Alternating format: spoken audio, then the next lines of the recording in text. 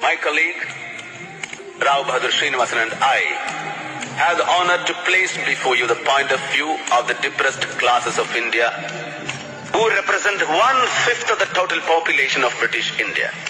Our point of view is this.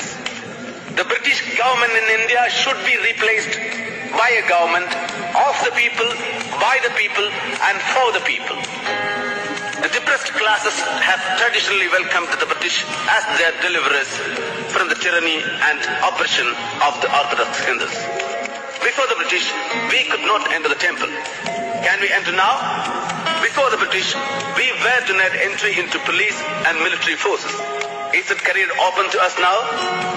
Our wounds have remained as open sores, and they have not been righted, although 150 years of British rule have rolled away.